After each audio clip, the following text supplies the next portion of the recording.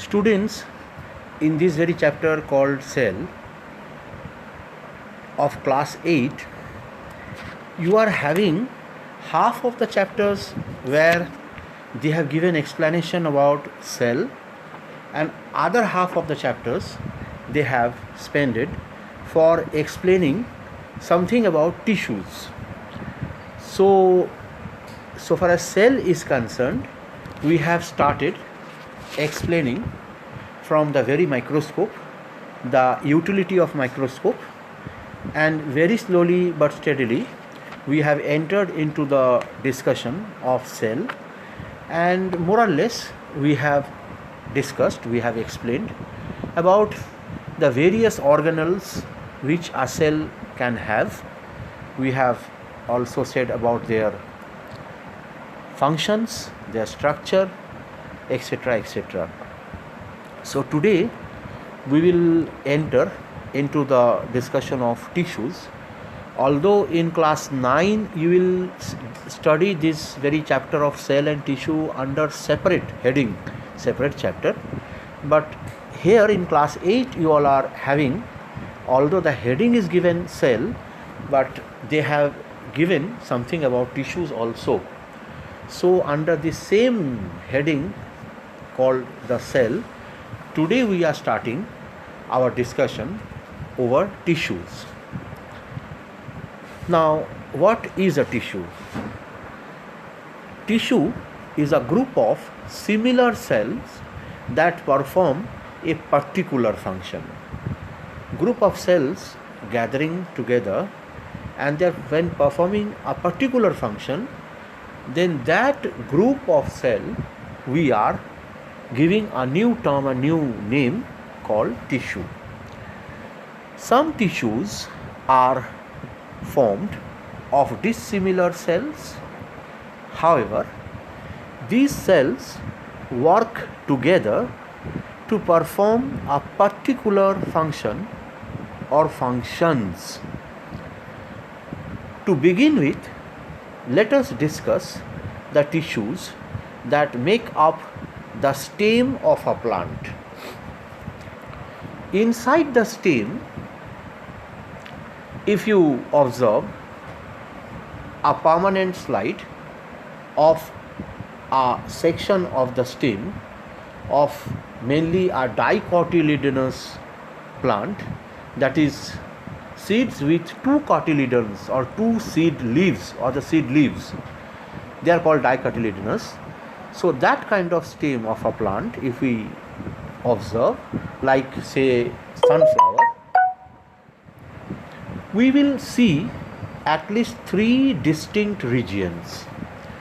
These regions are formed of different types of tissues. First of all, epidermis, the outermost region formed by a single row of very closely fitting, sometimes flat, rectangular cells, is called epidermis. As I have already mentioned, very closely fitted means they are not wanting at all to give some intercellular space to all the foreign bodies, microscopic foreign bodies, to enter inside.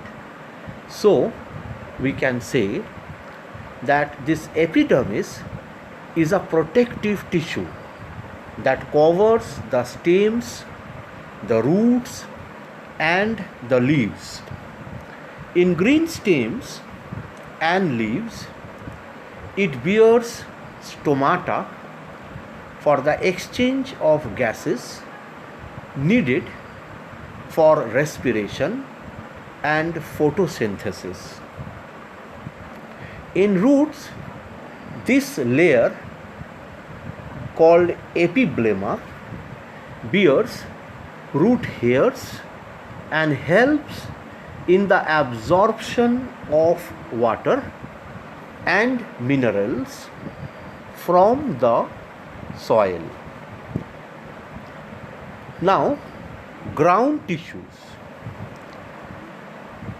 This ground tissue constitutes the rest of the stem except the distinct groups or bundles of cells you see arranged in a circle near the center.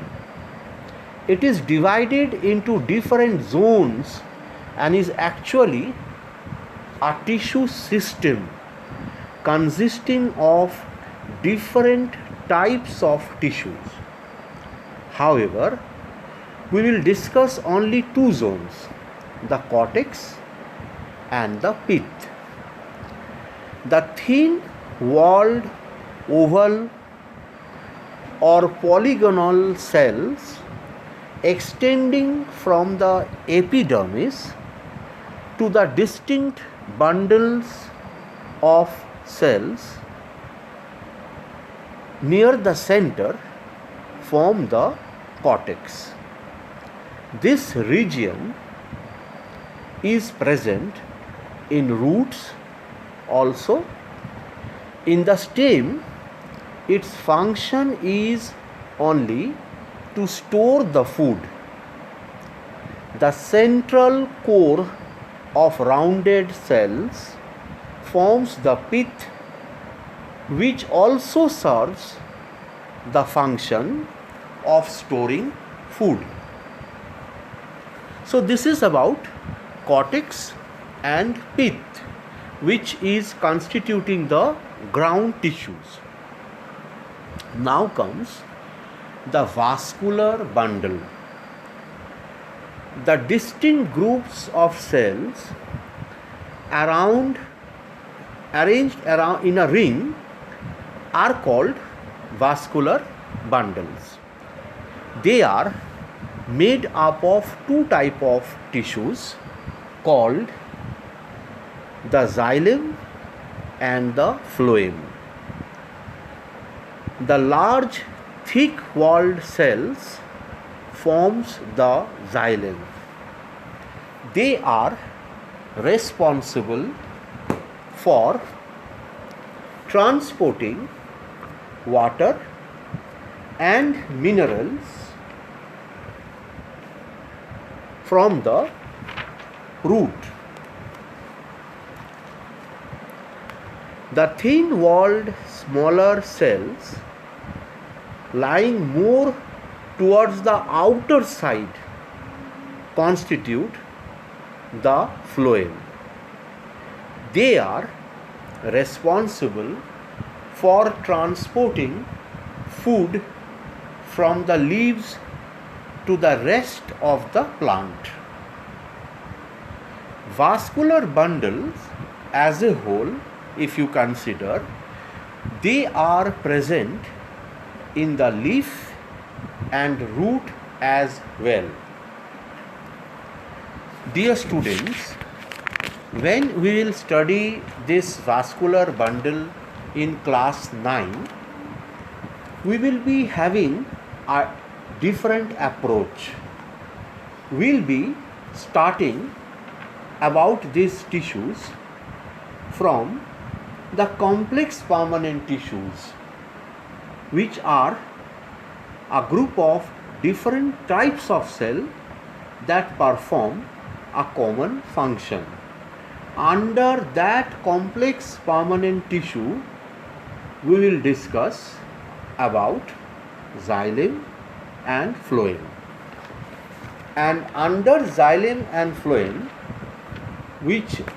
about which we have already said about their functions, we will also say in the nearby classes about the four elements, the four type of cells which makes xylem.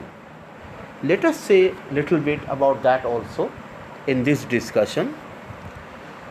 The cells which makes this xylem, they are of four types. They are of four types, namely tracheids, vessels, xylem parenchyma and xylem fibers. Out of these four type of cells, the tracheids and the vessels transports sap, cell sap. Clear?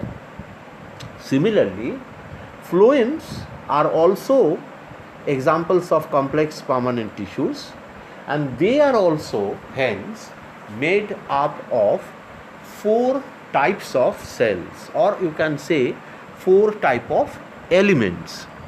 What are these four type of cells or elements? They are sieve tubes, companion cells, phloem fibers, and phloem parenchyma. So this very differentiation of cells which are present in xylem and phloem will once more do in class 9 also. So this is about the vascular bundle. Up to now we have studied about the tissues which belongs to the plant kingdom.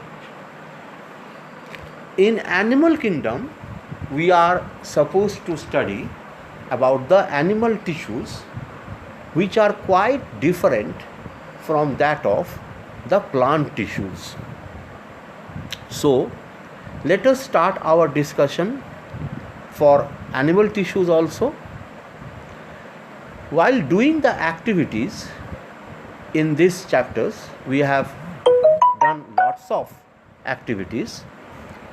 You have came across two types of animal tissues.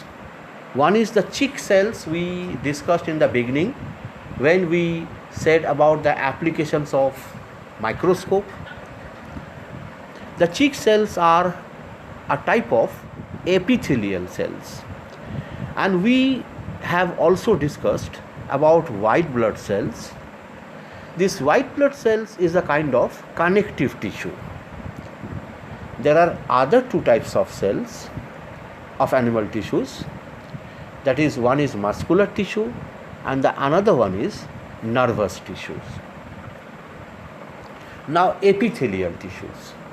Epithelial tissues covers the surface of the body and lines the internal organs. Its main function is protection. The cells that forms the different types of epithelial tissues differs in shape. Some are thin and flat, some are cube-like, while others are columnar. Connective tissue comes after this epithelial tissues. Bloods, bones, cartilages, tendons, and ligaments are different types of connective tissues. Adipose tissue, or what is generally known as fat, is also a kind of connective tissue. Though different in structure, connective tissue have one thing in common. The cells are suspended or embedded in a matrix. In blood, the matrix is in the liquid form, and that matrix in blood is called plasma. Dear students, after connective tissue comes the muscular tissues. Muscular tissue is also of different types. However, the different types of muscular tissue have the same basic function. They contract and relax to make different parts of our body move. The muscles in our arms, legs, thighs, back, and so on help us to move in various directions. The muscles in the heart help it to pump the blood. The muscles of the heart, also called the cardiac muscles, they are special in some respect. What is that? All the other muscles of our body gets tired, becomes fatigue within no time. For example, the muscles of our leg will become tired if we walk for a long. If we try to carry bricks, then there also, after carrying about 10 bricks, we feel exhausted. Means our muscle is expecting some rest. But dear students, think about the muscles of your heart. The muscles of your heart is contracting and relaxing. The contraction and relaxation started right from your birth, and it is continuing till death. It is a long process. If it tries to stop in the middle, we will lose our life. So, cardiac muscle is really special regarding its contraction and relaxation continuing for a long period of time.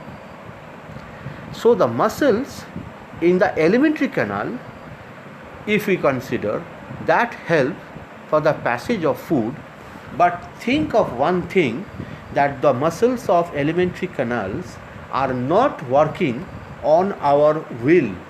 You cannot stop or you cannot start the relaxation and contraction of the muscles present in our alimentary canal. That means they are involuntary in action, where the muscles of our arms or the legs, they contract or relax according to our will. So the muscles in the blood vessels also help them to dilate and get constricted, but they are involuntary. Students, the last tissue which we are supposed to discuss is nervous tissue. Nerve cells make up nervous tissue. A nerve cell has a long tail and a short branches coming out of it. The tail also has some branches. This helps to carry messages from one cell to the other. The brain and the spinal cord are made up of this nervous cell. We say a nerve cell as a neuron also. This nerve cell can be of three types: sensory nerve cells, motor nerve cells, and mixed nerves. Sensory neuron, motor neuron, and the mixed neurons. Sensory neurons are receiving all the impulses, all our sensation, and carrying it up to our brain.